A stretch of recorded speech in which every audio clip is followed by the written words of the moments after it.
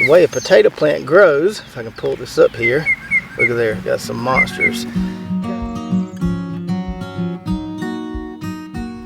What's up, Lazy Dog fam? I hope all y'all are having an outstanding day. It is Sunday, May 21st here in South Georgia, and it's finally time. It's tater time. So we're going to hopefully be digging 2 rows of taters, 2 different varieties in one of our in-ground garden plots. And after we dig them, we're going to weigh them and see what our multiple is, see what our return on investment is from planting 5 pounds of seed taters. But before we head over to the in-ground garden plot where we're going to be digging today, I want to give you a little update on these raised bed taters here. So these were planted on February 14th on Valentine's Day, and so these have been in the ground about 100 days. We're finally starting to see a little bit of signs of dieback here, especially with this variety. I don't remember what variety this is. Not all of them are showing signs of dieback. Those elbows over there look pretty dang good. In this bed here, these still look pretty dang good. So these look like they're going to be here at least another week or 2. So what's interesting to me is the fact that those in the in-ground garden, which I'll show you in just a minute, are dying back before these in the raised beds. So the ones in the raised beds were planted a week and a half before the ones in the in-ground garden, and these in the raised beds are also in direct sunlight all the time. The in-ground garden plot will be in just a minute, has some good afternoon shade on it, which should keep the plants a little cooler. I would think that would mean they would last a little longer. That doesn't seem to be the case. Don't know why these raised bed taters have a little more longevity, or seem to have a little more longevity than the in-ground ones, but it is what it is. And here are our in-ground taters, which as you can see have started dying back pretty significantly. Now this spot here, like I told you before, gets some nice afternoon shade from those pine trees, which may have helped these last longer than they have, but certainly didn't help them last longer than those raised bed taters. Now, as I've been telling you all along, my goal this year was to try and let these plants die back completely before we harvest the taters. You don't have to do that. You can harvest them when they start dying back a little bit, but Jim at Wood Prairie told us that they will size up significantly if you let them die back completely. These aren't completely died back, but they're pretty close. It's been pretty wet around here. Didn't have any rain the last couple days, and then about 5:30 this morning we got a pretty good little rain shower. Supposed to get some more rain the next few days, so that's why I want to go ahead and get at least 2 of these rows out of here. Now we're not going to dig all 3 of these rows today. We're just going to dig 2 of them. So this row right here, this first row, is a variety called Prairie Blush. First time growing that one, and those plants are pretty much toast. In this middle row here we have a variety called Huckleberry Gold. Most of the plants in there are toast. Got a few here that are still looking okay, but I think we need to go ahead and dig that row too. Even got a few taters popping out through the soil there. In this row, we've got a variety called Baltic Rose, which we grew last year, and those are still hanging on okay. I think we'll leave those for another few days. Now, usually I don't like to dig taters in wet soil, but I don't think it's going to get any drier over the next few days, and so we're just going to go for it. This soil here does drain pretty well because it's got a lot of compost in it, so it should be okay. Once we put these on our rack under the barn, they should dry out nicely for us. Now when we start digging these in a minute, we'll just pull up these plants and start scratching around. We won't be too delicate with it, but for this first plant here, I did want to kind of show you something I alluded to when we were hilling these potatoes and hilling our raised bed potatoes. And I was talking about why I like to hill potatoes and why I think it's a good practice to have. So I was going to try to delicately pull back some of this soil here around this plant if I could. So we can already see that we've got a lot of potatoes here. There's a nice one right there. You can't see this big one back here. We've got a lot of potatoes right here at the top of this mound. So we planted these on the flat, then mounded them up about 18 inches or so. And a lot of potatoes are right here at the top of the mound. If we wouldn't have healed these potatoes, those potatoes might not have developed, or they would have been exposed to the sun. The way a potato plant grows, if I can pull this up here, look at there, got some monsters. Got our seed potato piece down here. Down in there somewhere, and then our potatoes grow along the stem above that seed potato piece. So that's why I think it's very, very important to heal the taters. And those are some beautiful, beautiful monsters right there.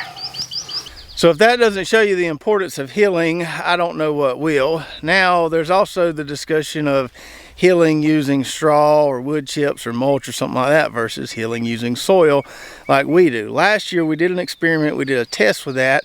Now some would say I didn't do the straw healing correctly or whatever, but just think about it this way. What has more nutrients in it? Your soil or some straw? Hopefully it's your soil.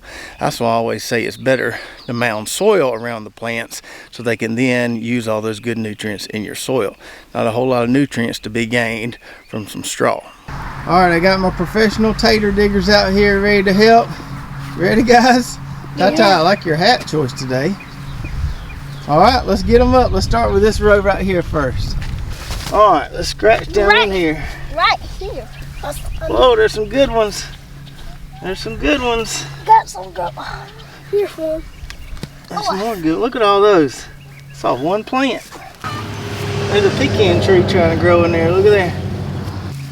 That's a big one. Oh goodness. Look at here. Look at here, guys. Look at that. Oh. Nice one. I'm the first. Oh, there's a one. A mother lode in here. We got the mother lode. Oh. Oh, there. Oh, that's a big one. That's a big. I found the big one.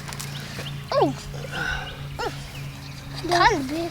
Oh, that's a big one. That's big. That's another big one. Oh, here, I got one. Is this one big? Oh. They all look big. I don't see many small ones. That one there's kind of small. We're going to need about 6 baskets, probably. 6 baskets? What? Each way will probably do two baskets. Watch out, Tata. I think you're sitting on a bunch of them right there. Oh. All right, so that's what we got off that 30-foot row of Prairie Blush potatoes from planting 5 pounds, almost 2 buckets full there. And Abram wanted to show you these right here. See, my dad brung up this one first. Then I brung up a little bit bigger one. So I comparison, I'll make the same. Are those the 2 biggest ones in the row? Yeah, 2 bigger ones. Those are monsters, aren't they? How much do you think those weigh? This one I would say about like 5 pounds. 5-pound tater? That's a big one. This one probably 4. All right, so we'll weigh all these in a minute and see what our exact return on investment or multiple is. Now, let's get this row of Huckleberry Golds here. All right, Bubby, let's get these Huckleberry Golds here. Here's one. These are some pretty taters. They might not be as big as those others. Look at this. That's a nice one. Beauty. Beauty. Like beauty. Oh, there's a good one. Look at there. Oh, no. These are some of Daddy's favorite to eat. What's the difference of taste? Taste? Yeah. These are a little more yellow inside. Almost taste a little more buttery. All right, Tata, you back? What you got there? Digger. You got a special digger tool? Ooh. Just don't poke them. Don't scratch them up too much. There's a bunch of them down here. Did Mama know you grabbed that out of her kitchen to dig taters with? No, Mom got it. Oh, she got it for you? I'm helping you find a tater. Okay. You round them up. We almost got that bucket there full. All right, so that's all the Huckleberry Gold taters there, those purple ones. Looks like we got more of those than we did from the 30-foot row of Prairie Blush. The Prairie Blush probably are a little bit bigger on average than these, although nothing wrong with the size on these at all. And Abram wanted to weigh the biggest tater he found there, one of those big old Prairie Blush taters. Put it on there, Bubby. Let's see what she weighs. Well, what we got here? 1.5 pounds, right at it. That's a pretty big tater. I believe we could split that one. What you think? Yeah. So 1.5 pounds on our biggest tater so far. Now let's get the bathroom scale out and weigh our total harvest from each row. So we'll start out with our Prairie Blush taters here. We'll do this bucket first. Let it sit on there, register for a second. And looks like we got 24.5 pounds on that bucket. And then on the second bucket here, we've got 26.2 pounds. So right at 50 pounds from that row. Now let's weigh our Huckleberry Golds here. Bucket number 1, we got 30.6 pounds. And bucket number 2, old dog's bucket, we've got 33.4 pounds. So just to recap there, 50 pounds of taters from the Prairie Blush row and 63 pounds of taters from the Huckleberry Gold row. Now we planted exactly 5 pounds of cut seed taters in each row, which gives us a 10 times multiple on the Prairie Blush and a 12 times multiple on the Huckleberry Gold. Now I can tell you from my tater growing experiences over the years, if you can get a 10 times multiple or more, you're doing pretty dang good. We don't always get a 10 times multiple. We got some good tater years and some bad tater years. The weather doesn't always cooperate. Even if you get a 7 or 8 times multiple, that's pretty good. But 10 or above is really, really good. So several things contributed to us getting a good harvest out of those 2 rows, and I expect we'll get a pretty good harvest out of that 3rd row with those Baltic Rose taters once we dig those. So number 1 would be we had a really cool spring. That always helps. If it gets hot really quick, tater plants don't like it. They'll die quicker than they're supposed to, and our taters won't get very big. But this year we've had a really nice spring, which is always good for taters. Another thing that definitely helped is the fact that in this no-till plot here, we've got some really, really nice tater dirt. Got some soft, fluffy, nutrient-dense soil there. You notice when we were digging those, we didn't have to use a fork or a shovel or anything. We just scratched around with our hands and got them all up. So good soil always helps. And thirdly, another thing I think that really helped was that pre-sprouting or green sprouting technique we used this year, the one that Jim told us about. That helped our taters kind of hit the ground running. When we put them in the ground, we didn't have to wait on them to break dormancy and make sprouts in the ground. They already had sprouts. They could take off pretty quick, get growing pretty quick, and end up making some pretty good sized taters. And then the 4th thing that surely helped this year was the fact that we had some brassicas in this area right here, some broccoli and some other brassicas prior to planting these taters. We let our chickens kind of scratch those into the soil for us, giving us some natural biofumigation.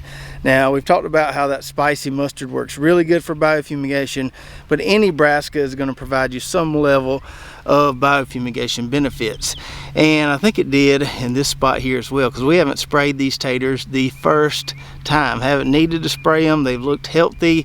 Obviously, those right there are winding down, but no real big signs of any pest or disease pressure.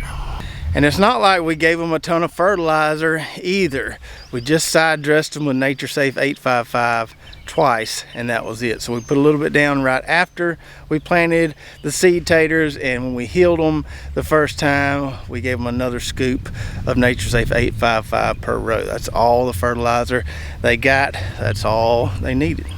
Now, before we take these under the barn, let me tell you a little bit more about these 2 varieties that we just dug here. So we'll start out with the Prairie Blush. I don't know if you can see it on camera, but this looks a lot like a Yukon Gold tater. It's got the gold skin, obviously, but it also has those little pink spots like a Yukon Gold tater will, and there's good reason for that.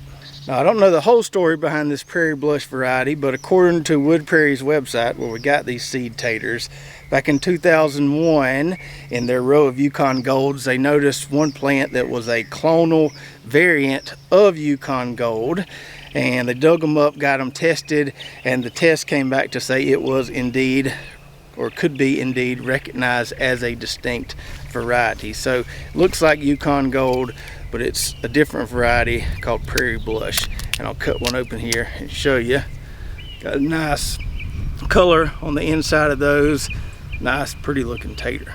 And then the Huckleberry Gold tater here is one we grew last year and really liked, so we had to grow it again.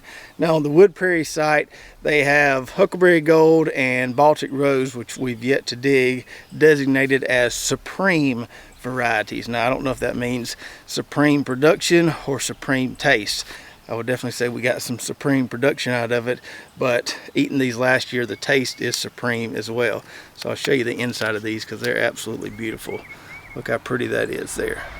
So probably later this afternoon, I'll spread out these taters, keeping the varieties separated on one of these racks underneath our barn. Might have to move those red onions around a little bit.